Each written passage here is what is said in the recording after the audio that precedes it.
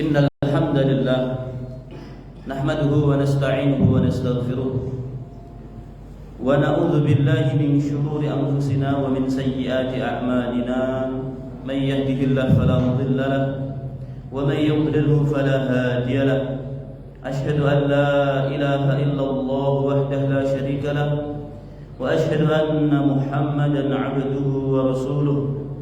Allahumma salli wa sallim wa barik ala nabiyyir rahmah wal qudwah wa ala alihi wa sahbihi wa man walah.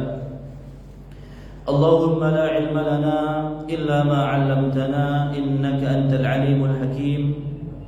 Allahumma 'allimna ma yanfa'una wanfa'na bima 'allamtana wa zidna ilma wa arinal haqqa haqqan warzuqna ittiba'ah wa arinal batila batilan warzuqna ijtinabah waj'alna mimman yastami'una al-qawla fayattabi'una ahsanah wa adkhilna bi rahmatika fi ibadikas shalihin.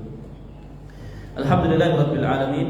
Segala puji dan syukur marilah senantiasa kita haturkan, kita panjatkan kehadirat Allah Subhanahu wa taala atas segala kucuran rahmat dan karunia-Nya kepada kita semua, sehingga sampai di pagi hari ini kita masih diberikan kesempatan, diberikan kemudahan juga kesehatan untuk melaksanakan ibadah sholat subuh secara berjamaah. Kemudian kita lanjutkan dengan duduk dalam satu majelis untuk mengkaji dan mentadabburi ayat-ayat Allah Subhanahu wa taala. Bapak-bapak, ibu-ibu, jamaah kaum muslimin wal muslimat rahimakumullah. Pagi ini kita akan melanjutkan kajian tadabbur atau tafsir Al-Qur'an. Di pertemuan terakhir kita membahas surah Abasa. Belum selesai kan Abasa? Seingat saya kita belum selesai membahas surat Abasa. Ayat berapa terakhir? Baik, saya ulang dari ayat ketiga ya. A'udzu billahi minasyaitonir rajim. Wa ma yudrika la'allahu yazakka. Wa ma yudrika ay wa ma yu'limuka. Dan tidak ada yang memberitahu kamu wahai Muhammad. La'allahu, barangkali dia itu adalah sahabat Nabi Abdullah ibnu Ummi Maktum. Masih ingat cerita tentang surat Abasa ini? Sejarahnya, sebab turunnya surat ini masih ingat? Masih terbayang kan? Masih ya. Jadi nggak perlu saya ulang gitu. Jadi ada tiga tokoh pokoknya ya. Nabi Muhammad, kemudian para petinggi Quraisy, sama seorang sahabat Nabi yang tidak bisa melihat atau yang buta. Namanya adalah Abdullah ibnu Ummi Maktum. Ketika Nabi lagi semangat, lagi antusias untuk mendakwai para petinggi Quraisy, nah tiba-tiba sahabat Nabi yang tidak bisa melihat ini datang. Lalu Nabi berijtihad. Nabi tetap fokus mendakwai para petinggi Quraisy, seakan-akan mengabaikan sahabat Nabi ini. Akhirnya sahabat Nabi ini pulang dalam keadaan bersedih hati. Itu diantara ataupun itu sebab turunnya surat Abasa. Wa ma yudrika, dan tidak ada yang memberitahu kamu, tidak ada yang menginformasikan kepadamu wahai Muhammad. La'allahu, barangkali dia, yaitu Abdullah ibnu Ummi Maktum, yazakka ay yatatahharu minadz-dzunub. Barangkali dia datang kepadamu, ingin belajar kepadamu, tujuannya adalah yazakka, ingin membersihkan dirinya dari dosa-dosa, ingin melakukan tazkiyatun nafas, proses pembersihan jiwa. Sampai di sini dipahami dulu. Ayat ini memberikan faedah kepada kita. Bagi orang yang menuntut ilmu, datang kepada seorang guru misalnya, atau hadir dalam majelis taklim misalnya, atau sekolah misalnya, hendaklah niat dia di dalam menuntut ilmu itu untuk apa? Membersihkan dirinya sendiri dari dosa. Ini harus dipahami. Jadi orang yang paling berhak mendapatkan manfaat dari ilmu yang kita pelajari itu siapa? Jadi Bapak belajar misalnya, yang paling berhak untuk mendapatkan manfaat dari ilmu yang dipelajari itu siapa? Diri kita sendiri dulu. Itu namanya yazakka. Jangan sampai kita salah niat. Ketika kita belajar, bukannya untuk memperbaiki kebodohan diri kita sendiri, tapi justru kita niatkan untuk mengoreksi atau menyalah-nyalahkan orang lain. Itu tentu niat yang tidak benar. Ya.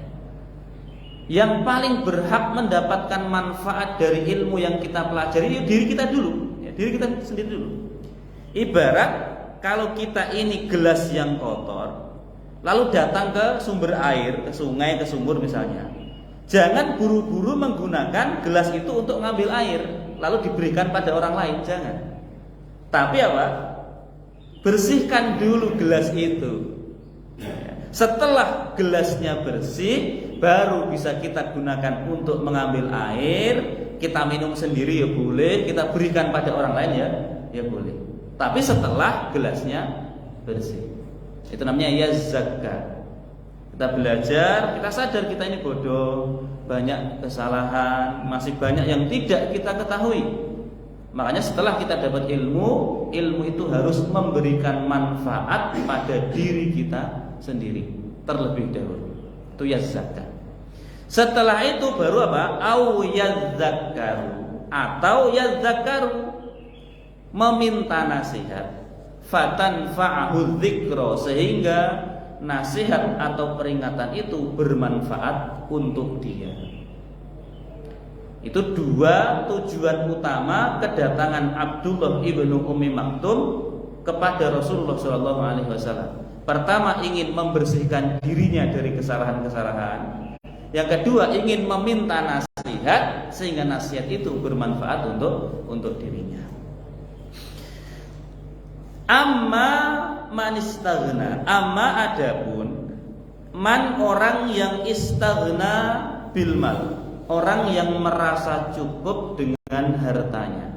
Jadi istaghna itu orang kaya yang merasa cukup dengan hartanya. Berarti di sini yang disifati dengan ayat ini man istaghna itu siapa? Ini kan ceritanya masih membahas tentang keadaan di mana Rasulullah SAW kedatangan tamu tadi. Amma adapun man istaghna, orang yang kaya, orang kaya yang merasa cukup dengan hartanya. Berarti siapa yang disifat ini? Nah, orang Quraisy, para petinggi Quraisy, Abu Jahal sama teman-temannya itu. Ya. Adapun terhadap orang kaya yang merasa cukup dengan hartanya, fa anta lahu tasadda, engkau begitu antusias menyambut dan semangat untuk mendakwainya. Jadi gambaran saat itu yang dilakukan Nabi adalah terhadap orang kaya yang merasa cukup dengan harta. Seakan-akan gini, karena hartanya banyak, mereka ini nggak butuh lagi pada agama, nggak butuh pada Islam, nggak butuh pada Allah, nggak butuh pada Nabi Muhammad, karena kaya tadi. Nah, kepada orang yang seperti ini, engkau malah apa? Begitu antusias untuk mendakwainya, semangat untuk mengajari dia.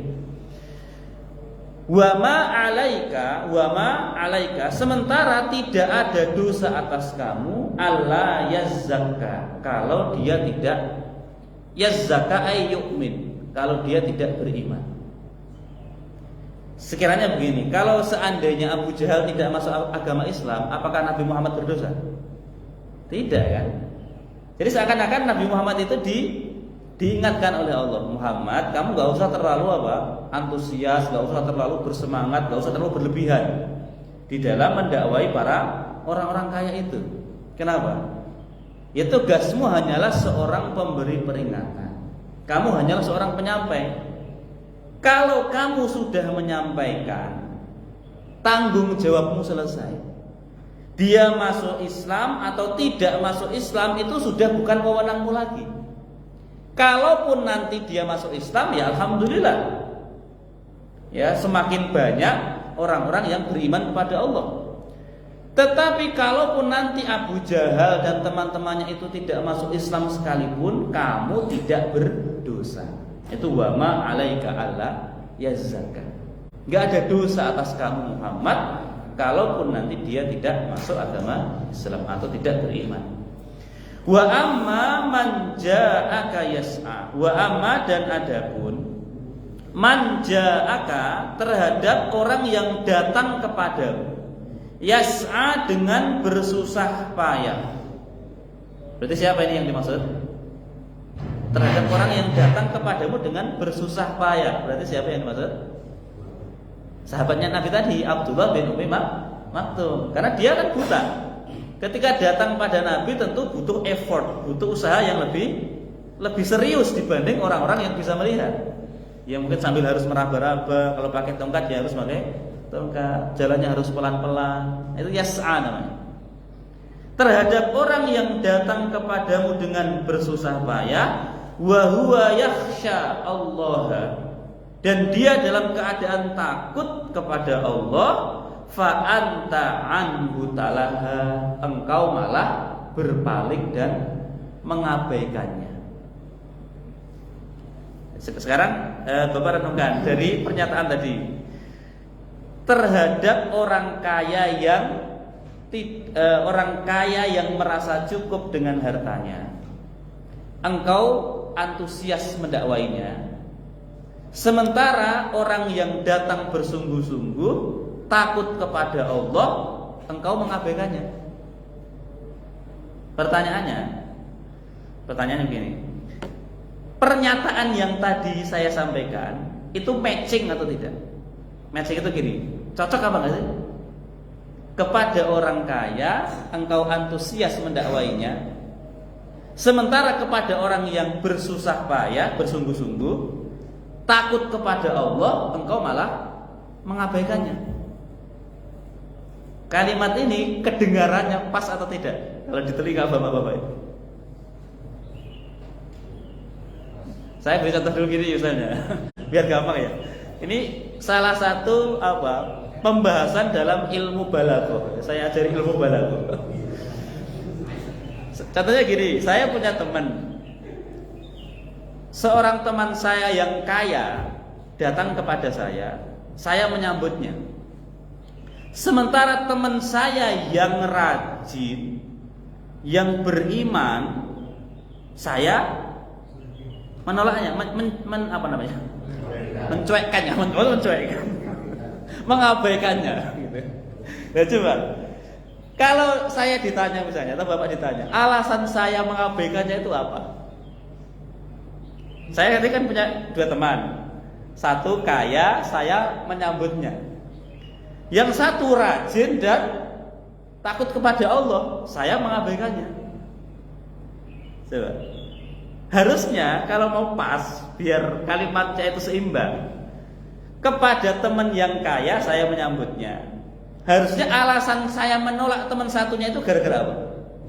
Miskin dong. Mau satu kaya kok saya menyebut dan saya menyambut teman saya yang kaya dan mengabaikan teman saya yang rajin dan misalnya taat kepada Allah.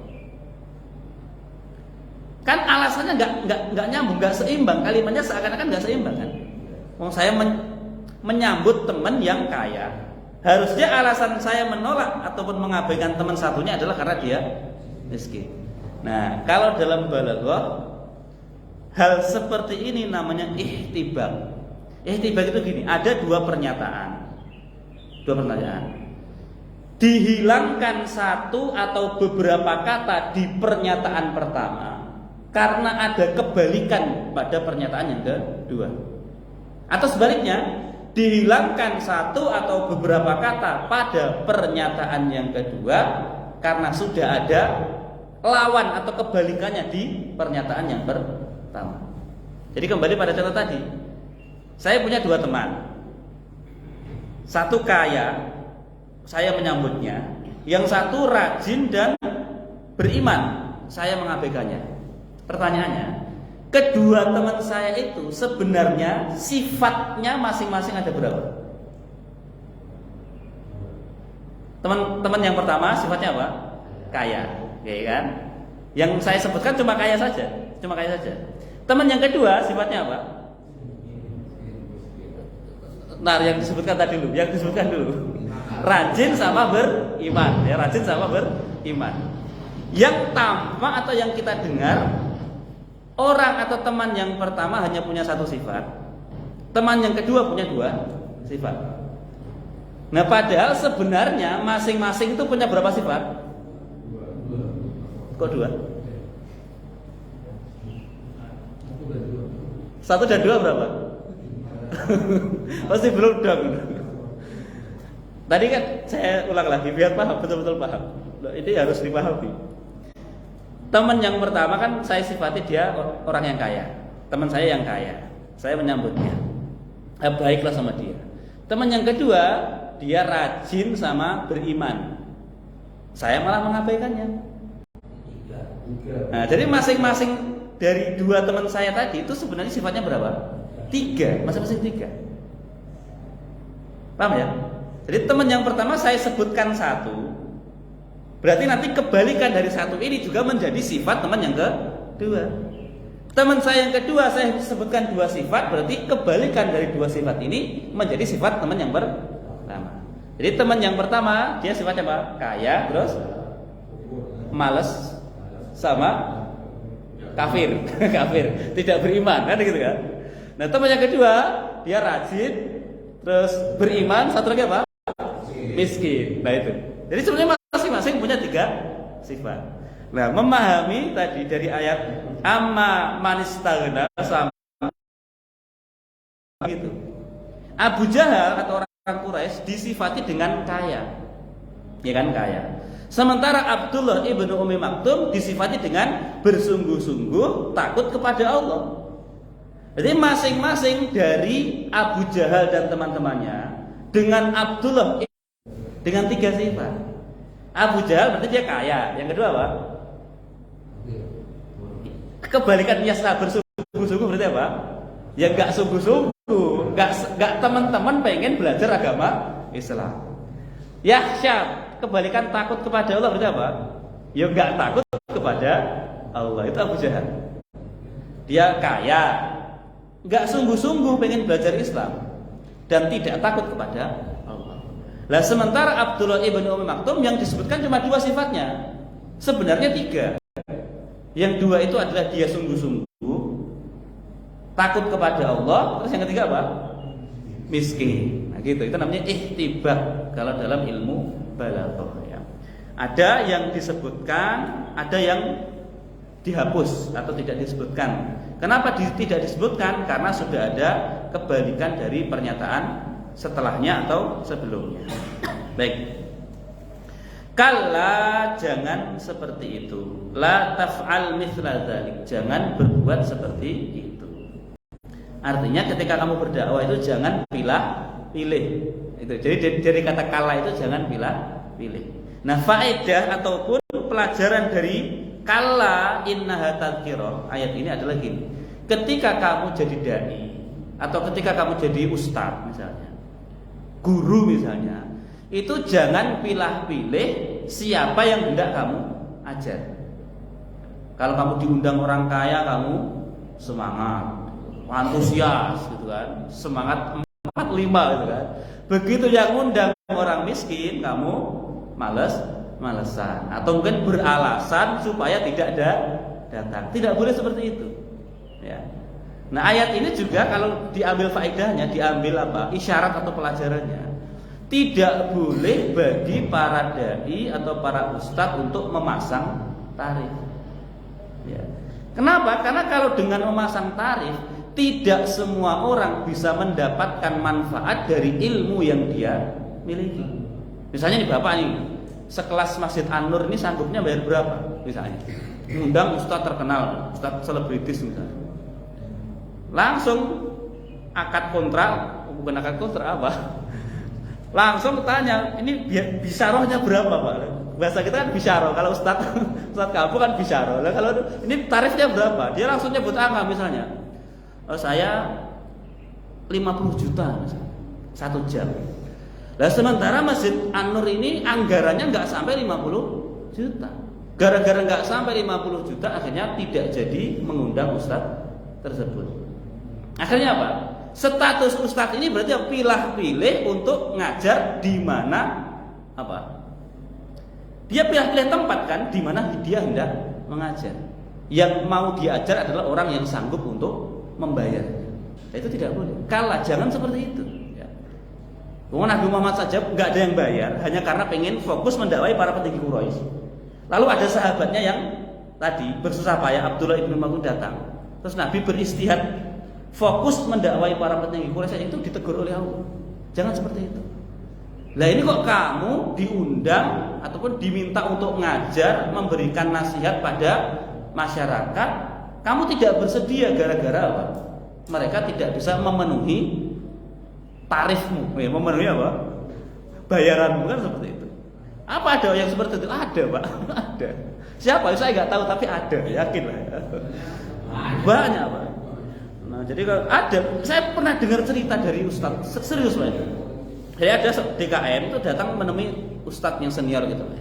Ya kelebihan ustaz terkenal itu kan bisa mengundang jamaah, bisa menarik lah, ramai mesti jamaahnya, insya Allah kan begitu. Ya.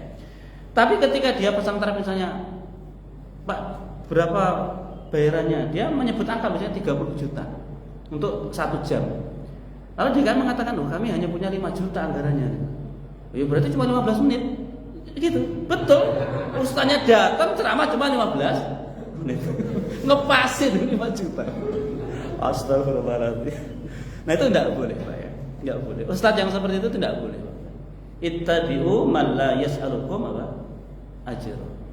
Ikutilah orang yang ketika ngajar itu enggak terang-terangan minta upah kepada kalian. Bukan enggak boleh, kalau nerima enggak masalah. Nerima itu enggak ada masalah. Yang bermasalah itu adalah ketika apa? Itu memasang tarif, mematok harga. Ya jadi ustadz masang tarif, minta bayaran itu ya tidak boleh. Kalau jamaah enggak bayar itu juga tidak boleh. Sama-sama lah kan gitu kan. Ya kan maksudnya gini, ustadz fokus berdakwah, menjaga keikhlasannya dalam berdakwah. Lah jamaah ya biar fokus untuk takzim, memuliakan guru. Jadi sama-sama seimbang. Ya tentu ketika jamaah ingin memuliakan guru sesuai dengan kemampuan, kesanggupan. Coba. Nah, kalau untuk mengundang ustadz 1 jam 100 juta, ya mending untuk bangun masjid, mending untuk nyantuni anak yatim. Kalau prinsip saya begitu. Kalau sampai 100 juta, yang wajar-wajar saja lah, yang wajar-wajar saja. Ya kalau masih hitungan logis, dalam artinya ya ustadznya jauh, biaya transportnya juga butuh, akomodasinya juga mahal misalnya, ya wajar. Ya tapi kalau ustadz cuma dekat, kemudian apa, tarifnya juga nggak masuk akal. Ya, maka ustadz yang seperti itu tidak boleh. Kenapa? Kala jangan seperti itu. Kenapa? Innaha tadhkirah faman syaa dzakar. Karena sesungguhnya Al-Qur'an, ayat-ayat Allah itu peringatan. Peringatan bagi siapa? Bagi siapa saja. Al-Quran itu peringatan bagi orang kaya dan orang miskin. Cobalah kalau ada ustadz yang hanya mau ngajar kepada orang kaya saja, itu seorang miskin dapat peringatannya dari siapa? Coba. Sementara Al-Quran itu diturunkan sebagai peringatan, nasihat untuk semua orang. Yang kaya iya, yang miskin iya. Lah kok kamu maunya ngajar hanya kepada orang kaya saja? Diundang masjid sana, masjid besar misalnya, karena amplopnya banyak itu kan, semangat. Begitu yang undang musola di kampung, yang dia ini nggak ada bisyarahnya ustaz, dia tidak mau. Nah, itu tidak boleh. Kenapa? Ya, dia membatasi ilmunya hanya disampaikan kepada golongan ataupun kelompok-kelompok tertentu, dan itu tidak boleh. Kenapa? Karena Al-Quran, ilmu yang datang dari Allah itu untuk semua orang. Innaha tadhkirah, sesungguhnya Al-Quran, ayat-ayat Allah itu adalah peringatan. Faman syaa, siapa yang menghendaki nasihat peringatan itu, zakarah, dia akan mengambilnya. Mau orang kaya, mau orang miskin, kalau dia menghendaki nasihat itu, dia bisa mengambilnya, bisa memperolehnya. Ini harus dipahami. Jadi memang Allah Subhanahu wa taala itu seakan-akan ya betul-betul hendak menjadikan ilmu agama, ilmu yang berkaitan dengan agama itu seakan-akan balasannya itu ya nanti di akhirat. Coba kalau bandingannya gini, Bapak punya menguasai satu ilmu dunia misalnya. Bapak sebagai konsultan misalnya. Ketika Bapak diundang ke sebuah perusahaan, kira-kira kalau pasang tarif itu boleh atau tidak? Artinya ada perasaan nggak enak atau perasaan gimana gitu atau biasa aja? Biasa aja kan? Karena ini kita ngomongin dunia. Ada perusahaan besar gitu kan, perusahaannya juga perusahaan Cina atau Jepang gitu kan, nggak ngurusin agama, mau konsultasi tentang apalah kontraktor atau apalah misalnya gitu kan. Kita pasang tarif nggak masalah. Tapi kalau para ustadz misalnya diundang untuk ngajar, untuk ceramah, lalu dia pengen pasang tarif itu, hatinya itu mesti apa? Mesti berontak. Seakan-akan tuh nggak ridho kalau harus masang apa? Tarif. Kenapa? Ya Allah, aku ini ngajari ilmu Allah, menyampaikan ayat-ayat Allah, kok aku tukar ayat-ayat Allah itu dengan segelintir atau sedikit dari kenikmatan apa? Dunia. Maka kebanyakan ustadz ataupun dai ketika diundang itu sudah nggak mikir itu, Pak. Nggak mikir apa? Bayar. Mayoritas itu ya, yang minoritas itu ada yang kayak gitu, tapi mayoritas nggak seperti itu. Kenapa? Yang mikir biar jamaah gitu. Jangan ustadz juga ikut apa? Ikut mikir. Karena dalam prinsip para dai itu mikir udah nih. Mereka itu betul-betul mengharapkan balasan nanti di akhirat. Mereka takut kalau seandainya langsung ngomong minta dunia dari ngajarnya, dari dakwahnya, khawatir kalau nanti di akhirat tidak dapat apa. Itu hebatnya Allah ya, menanamkan itu tadi rasa di hati orang-orang yang ngajar, menuntut ataupun apa berdakwah tadi, para dai tadi. Rasa tidak enak kalau harus meminta bayaran tertentu. Nah, ini mayoritas. Segelintir ada yang 1-2 lah, nggak banyak ya, tapi mayoritas seperti itu. Maka para ustadz harus melatih hatinya untuk ya ikhlas di dalam berdakwah. Ya, sementara jamaah juga harus apa?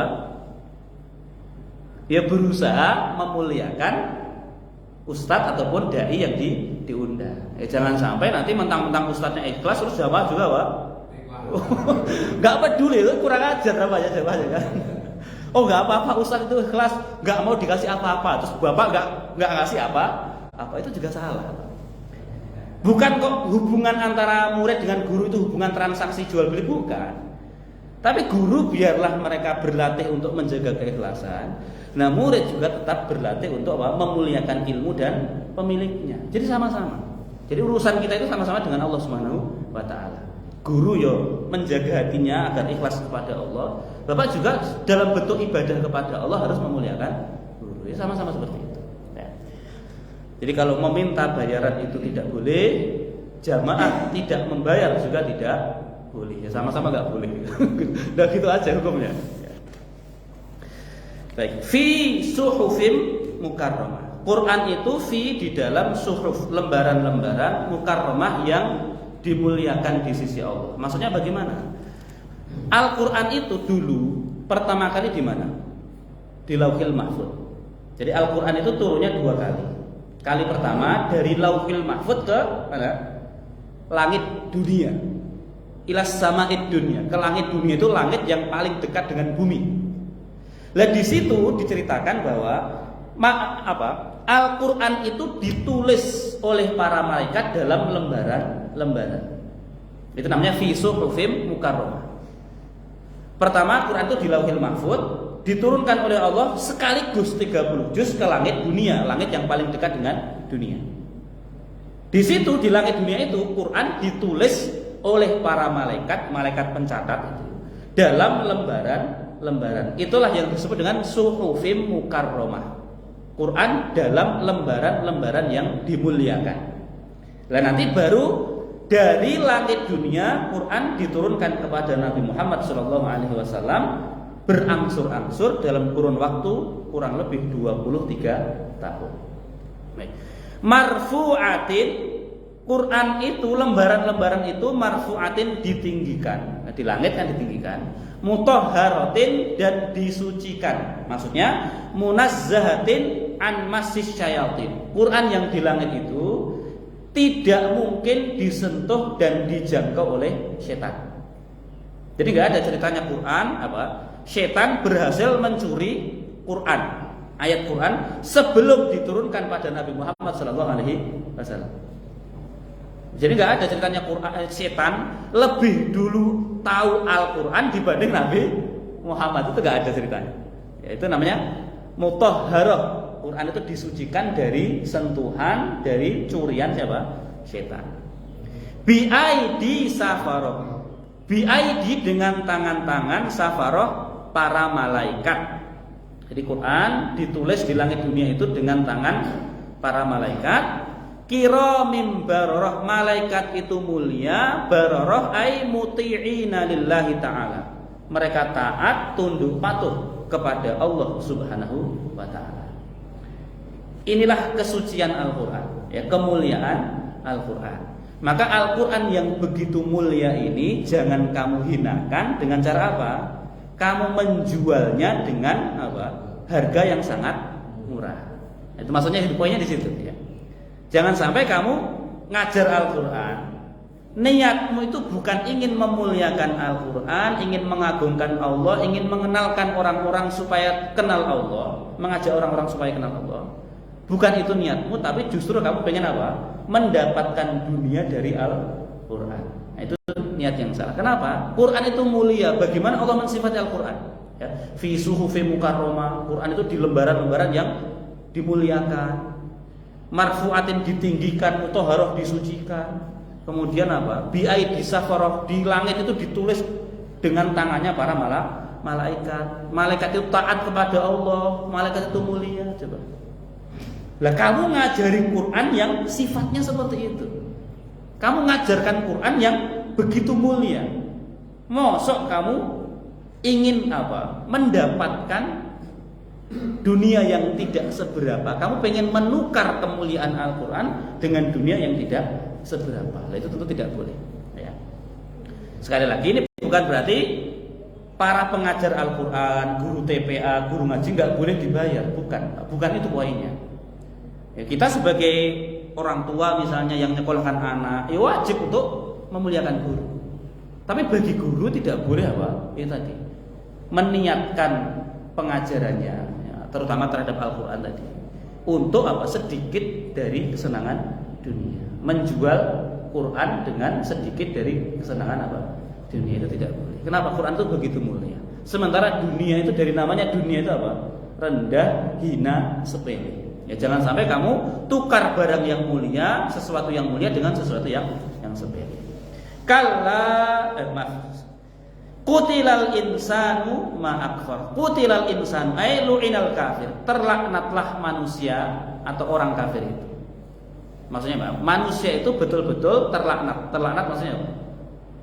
Dijauhkan dari rahmat Allah. Jadi makna laknat itu artinya apa? Dijauhkan dari rahmat Allah. Ma akfaroh, maknanya bisa dua. Yang pertama, alangkah kufurnya manusia itu. Jadi Allah mensifati terutama orang kafir. Alangkah kufurnya manusia itu. Mana yang pertama? Yang kedua, ma akfar itu apa yang membuat dia kufur? Dia ini statusnya manusia, diciptakan oleh Allah Subhanahu wa taala. Kok bisa dia hidup di dunia ini kufur, tidak syukur kepada Allah Subhanahu wa taala? Padahal Allah Subhanahu wa taala sudah memberikan banyak sekali karunia, kenikmatan kepadanya. Apa saja karunianya? Dijelaskan ayat berikutnya. Min ayyi syai'in khalaqah. Min dari ayyi syai'in, apakah? Khalaqahu, Allah menciptakannya. Jadi kalau kita enggak sadar siapa kita, enggak ngerti status kita, nah kita diingatkan untuk mikir, kamu tuh dulu apa? Kamu tuh dulu siapa? Kamu tuh dulu bukan apa-apa, bukan siapa. 100 tahun yang lalu kita ini siapa? Kita ini belum ada, Pak. Mungkin orang tua kita juga mungkin belum ada 100 tahun yang lalu. Adanya kita pertama itu hanyalah berasal dari setetes air mani. Min ayyi syai'in khalaqah. Dari apakah Allah menciptakan manusia itu? Min nutfatin khalaqahu faqaddarah. Dari setetes nutfah, nutfah itu air mani. Air mani. Khalaqahu, Allah menciptakan manusia. Kita ini dulu hanya berasal dari setetes air mani. Air mani itu menjijikkan atau mulia? Menjijikkan kan? Suci atau najis? Suci. Ya. Air mani itu suci. Jadi bedakan, jangan sampai salah. Ya tetap kotor, tetap menjijikkan. Tapi hukumnya apa? Suci, tidak najis. Ya tidak najis. Jadi kalau ada air mani nempel di baju misalnya, terus kering, terus enggak kering, baju itu statusnya suci atau najis? Suci. Itu kalau air mani. Nah, karena yang gini, bedakan antara mani dengan madhi. Kalau madhi itu suci atau najis? Najis. Jadi jangan sampai salah. Kalau madhi itu apa? Madhi itu sama cairan yang keluar dari kemaluan laki-laki saat dia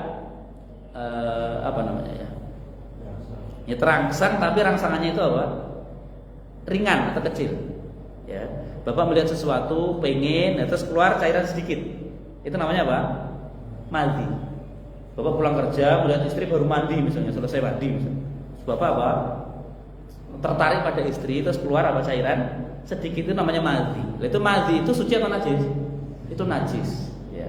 Kalau mengotori celana dalam harus diganti celana dalamnya, dicuci. Ya tidak boleh hanya dibersihkan terus Bapak langsung wudu, nggak boleh. Ya tetap harus apa? Celana dalamnya diganti. Ya, diganti.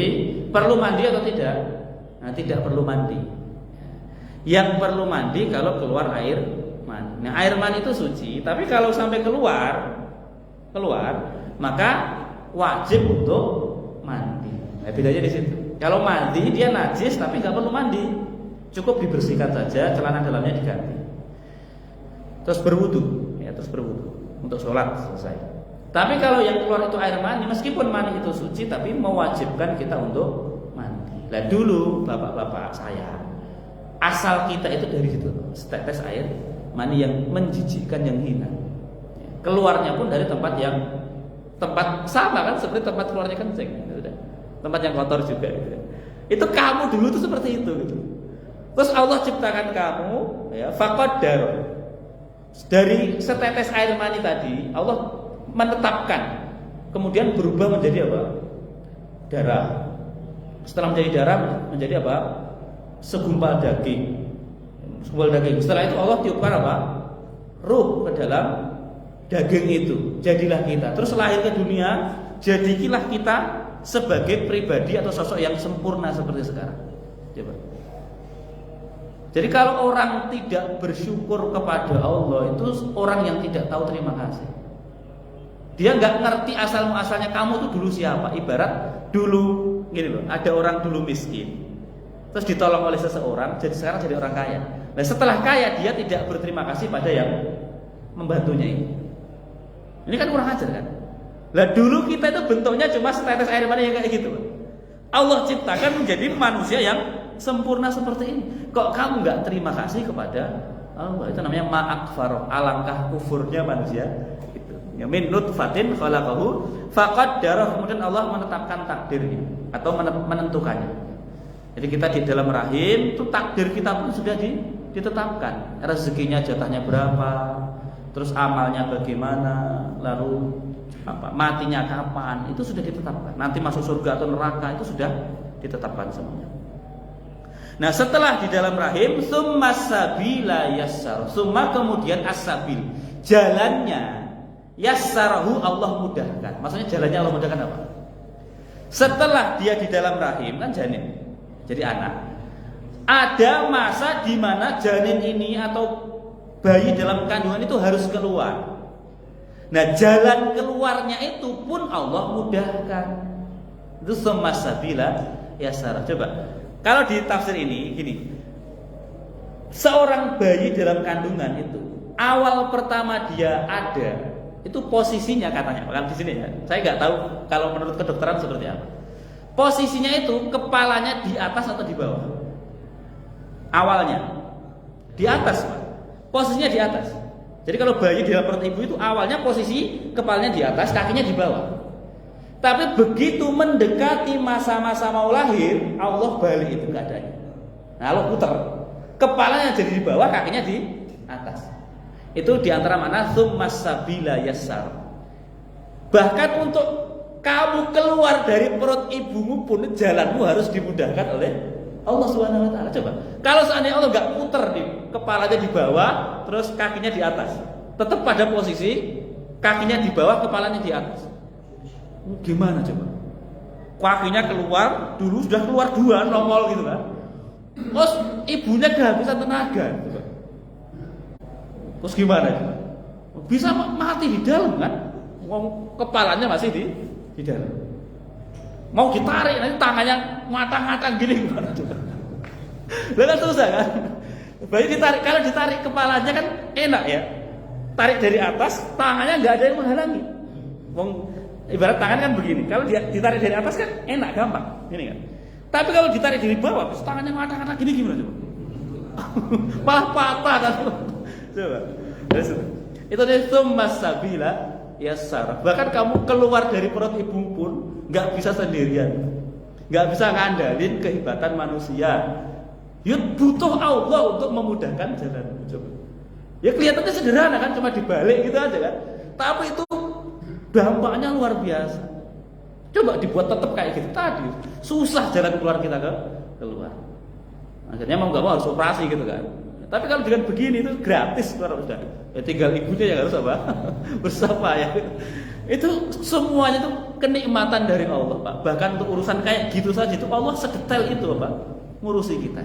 Tsummas sabila yassar. Nah, setelah kamu keluar, kamu hidup di dunia, dan jalanmu hidup di dunia pun dikasih kemudahan oleh Allah. Nah, nanti sampai akhirnya apa? Akhir perjalananmu adalah 3. Tsumma amatahu fa'akbarahu tsumma idza syaa ansyarahu. 3 ini.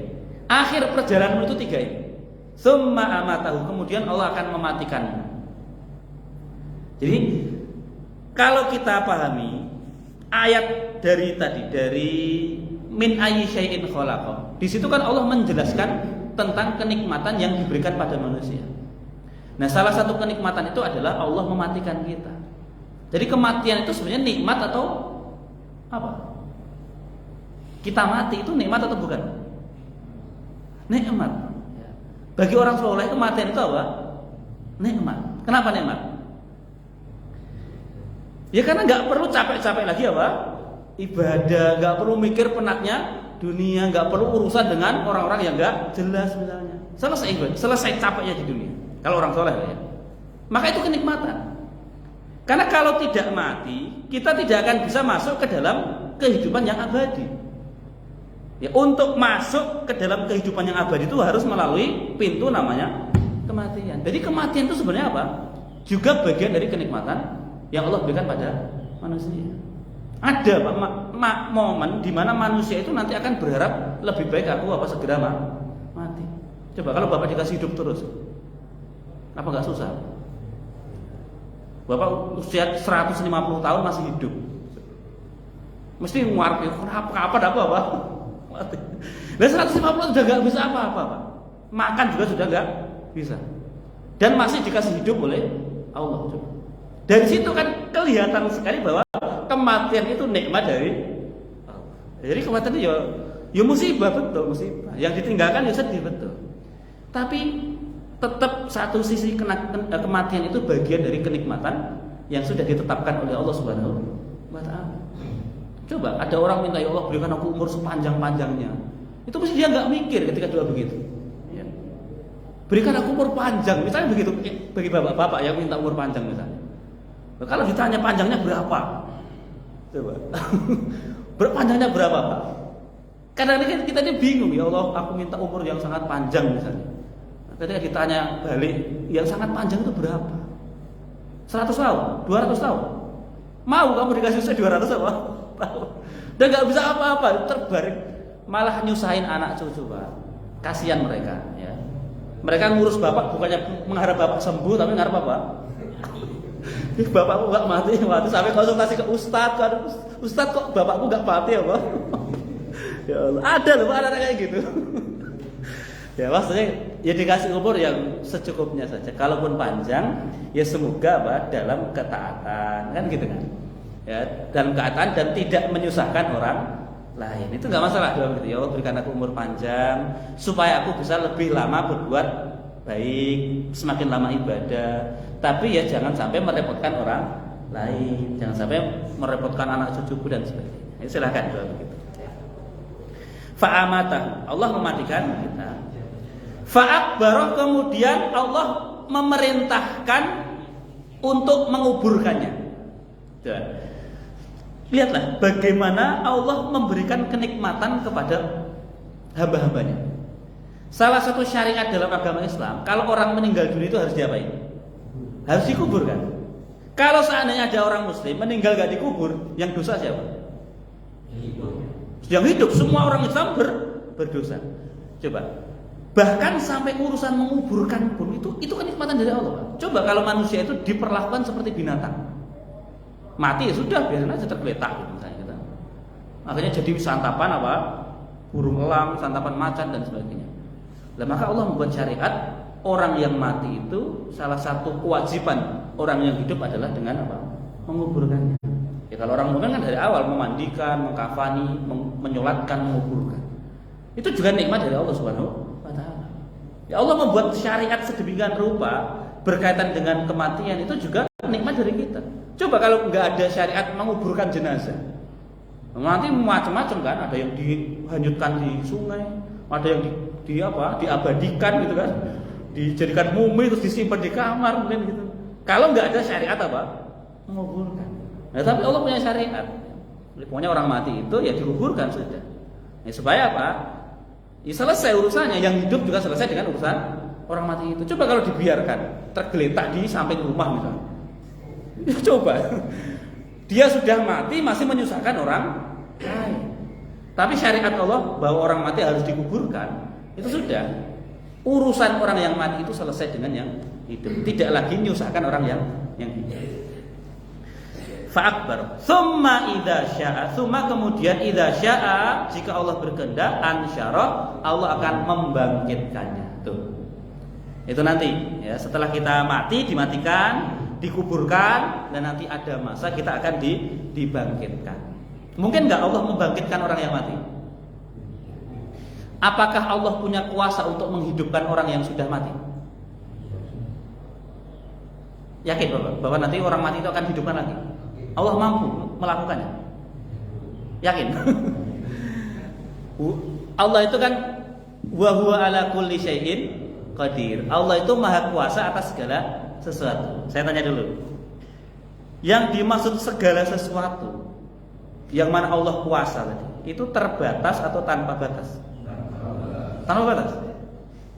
Yakin? Allah mampu enggak menciptakan Tuhan yang lain? Allah mampu nggak menciptakan Tuhan yang lain? Atau gini, coba Bapak pikirkan. Apakah Allah mampu memasukkan bumi ke dalam sebuah telur tanpa mengecilkan bumi atau membesarkan telur? Mampu nggak? Allah mampu nggak menciptakan batu yang sangat berat, yang Allah sendiri nggak sanggup untuk mengangkatnya? Bingung kan? Lah, bagus kalau bingung itu bagus, Pak. Kalau Bapak bingung berarti kan nggak usah jawab. Lah memang nggak usah dijawab. Seperti itu kalau ada pertanyaan kayak itu nggak usah dijawab. Karena kalau Bapak jawab mesti apa? Salah. Misal. Jadi kembali pada tadi. Allah maha mampu atas segala sesuatu. Yang dimaksud segala sesuatu, meskipun kalimatnya ayatnya adalah segala sesuatu, tetapi itu terbatas. Terbatasnya gini, para ulama membatasi dengan apa? Segala sesuatu yang mungkin terjadi menurut akal dan terjadi berdasarkan dalil baik dari Al-Quran maupun hadis Nabi. Itu bisa terjadi. Tapi kalau sesuatu itu mustahil menurut akal dan tidak ada keterangan baik dari Al-Quran ataupun hadis kalau itu akan terjadi, maka itu tidak dimasukkan ke dalam pembahasan mengenai kekuasaan Allah Subhanahu wa taala. Jadi kayak pertanyaan tadi, Allah mampu atau tidak menciptakan Tuhan yang lain? itu tidak masuk ke dalam pembahasan kemampuan Allah. Terus gimana? Yuk gak ada jawabannya, nggak usah dijawab, Pak. Nggak usah dijawab.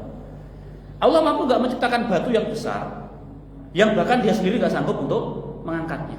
Kalau Bapak jawab, jawaban apapun mesti apa? Salah, mesti salah. Terus gimana? Yuk gak gimana? Nggak usah dijawab, nggak usah difikirkan. Itu nggak ada jawabannya. Gitu aja selesai. Ya. Allah mampu nggak memasukkan bumi ke dalam telur tadi tanpa mengecilkan bumi atau membesarkan telur. Masuk akal nggak kayak gitu? Nggak masuk akal. Ada nggak nasnya di Quran atau hadis yang kejadian kayak gitu? Allah akan memasukkan bumi ke telur, ada nggak dalilnya? Nggak ada. Berarti pertanyaan tadi nggak ada jawabannya, nggak usah dijawab. Ya, karena kalau dijawab serba salah ya. Seperti itu. Jadi yang dimaksud Allah Maha Kuasa atas segala sesuatu itu segala sesuatu yang mungkinat, yang menurut akal akan terjadi, dan ada dalilnya dari Al-Quran ataupun hadis Nabi. Nah, kalau pertanyaannya gini, kalau orang mati hidup lagi, itu masuk akal atau tidak? Nah, kalau tadi kan Allah menciptakan batu yang sangat berat tidak sanggup untuk mengangkatnya, kan nggak masuk akal kan? Di nasnya pun di Qurannya nggak ada, di hadisnya nggak ada. Tapi kalau orang hidup kok orang mati kok hidup lagi, itu masih masuk akal atau tidak? Masih masuk akal. Kenapa masuk akal? Karena Allah pernah menunjukkan kejadian itu di masa yang terdahulu. Hanya di masa kita saja ya jarang kejadian kayak gitu. Tapi kalau di masa nabi-nabi terdahulu, Pak, sering Allah menunjukkan kuasanya apa? Menghidupkan kembali orang yang sudah mati. Nah, nanti salah satu ceritanya akan saya sampaikan di pertemuan yang akan datang. Allah ada ceritanya, ini ada orang tua renta, kaya raya. Sudah tua renta, kaya raya, hartanya banyak. Ditunggu mati, nggak mati. Sementara anak-anaknya sudah nggak sabar pengen dapat warisan. Anaknya sekongkol membunuh bapaknya. Dan nanti orang yang dibunuh ini Allah hidupkan lagi, Pak, untuk ngasih tahu siapa pembunuhnya. Nah, nanti insyaallah detailnya kita sampaikan di pertemuan yang akan datang. Wallahu a'lam bishawab. Sampai di sini sebelum kita akhiri barangkali ada pertanyaan. Silakan, Pak. Waalaikumsalam warahmatullahi wabarakatuh. Saya tertarik di masalah ustaz selebriti. Jadi menurut ajaran Islam itu gimana kalau ada memang ustaz yang nyari popularitas? Jadi dia sampai yang di medsos atau di media mainstream dan sebagainya, supaya memang dia populer. Niatnya itu. Ya mungkin nggak tahu lah. Oh, nggak tahu. Tapi intinya kalau kita mau undang mereka itu bisa. Oh gitu. Dengan alasan ya jadwalnya ada, bukan dia nggak akan ngomong uangnya sedikit kamu nggak bisa bayar, tidak. Jadwalnya ada. Tapi itu setelah tahu tarifnya atau belum? Dia kamu jatahnya padat itu setelah tahu.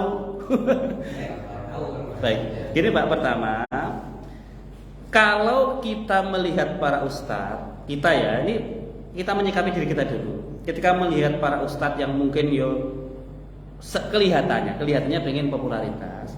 Pertama bagi kita, sikap kita adalah tetap kedepankan husnudzon. Artinya kita tetap berbaik sangka. Ya, siapa tahu niatnya nggak seperti itu. Ini bagi kita lah ya, bagi kita dari sisi kita. Ya tetap berbaik sangka. Dia pengen populer itu mungkin niatnya adalah supaya semakin banyak orang bisa mendapatkan manfaat dari ilmu yang dia miliki. Nah, itu dari sisi kita. Jadi kita melihat apapun, Pak. Contohlah seperti ini. Bapak melihat ada orang pas ibadah itu upload terus misalnya. Pas lagi misalnya nih, pas lagi sholat jamaah dia videokan, dia upload. Pas lagi azan dia rekam terus dia upload misalnya. Kan kita nggak tahu niat dia kan. Nah, kita yang melihatnya itu harus mengedepankan apa? Husnudzon, baik sangka. Jangan Bapak curiga, jangan. Oh itu niat nggak ikhlas itu. Kita nggak bisa menilai seperti itu, Pak. Ya, ikhlas atau tidak itu urusan pribadi seseorang dengan Allah Subhanahu wa Ta'ala. Terkadang ada orang pas sedekah dipoto, terus di share misalnya. Pas dia lagi ngasih bantuan 50.000 misalnya dipoto di share. Kita yang melihat itu tidak bisa menghakimi, tidak bisa mengatakan dia tidak ikhlas, tidak bisa. Wong kita nggak ngerti isi hatinya kan. Nah, karena kita tidak tahu, maka sikap kita adalah kedepankan apa? Husnudzon, baik sangka. Oh siapa tahu dia melakukan itu untuk memotivasi orang-orang agar ikut sedekah. Jadi itu husnudzan. Nah, yang kedua, kalau dari sisi ustadz ya tadi ngomongin ustadz. Kalau niatnya betul-betul, ini ngomongin niat ya. Kalau niatnya betul-betul pengen popularitas, maka kalau ada seorang ulama ngomong gini, man aradal zuhur fahuwa abdul zuhur. Siapa yang menginginkan popularitas, maka sebenarnya dia bukan hamba Allah, melainkan hamba popularitas. Dia budak popularitas. Ya nanti kembali kepada innamal a'malu binniyat. Amal itu tergantung niatnya. Yang pengen misalnya berdakwah, ceramah, hanya pengen mendapatkan ketenaran, popularitas, ya mungkin itu akan dia dapatkan. Mungkin juga tidak gitu kan. Tapi nanti apakah ada pahala? Ya tentu tidak. Wong dia niatnya pengen dapat popularitas. Nah seperti itu. Ya adapun kalau ngundang ustaz itu kok sulit, dilihat dulu. Kalau alasannya betul-betul jadwalnya sudah padat, itu malah bagus Pak. Kita enggak. Kalau jadwalnya sudah penuh terisi, lalu dia batalkan jadwal yang sudah ada gara-gara ada tawaran yang lebih besar, itu malah masalah kalau gitu. Ya. Jadi kalau ustaz sudah pokoknya sampai 2025, sampai 2 tahun ke depan jadwal saya sudah penuh. Dia ngomong begitu misalnya. Kalau mau undang saya tahun 2026. Ya sudah, kita sebagai jamaah ayo fokus mencari momen di tahun 2026. Jangan sampai malah kita datang ustaz, antum pas tahun 2024 bulan ini itu jadwal di mana? Oh saya di sana misalnya.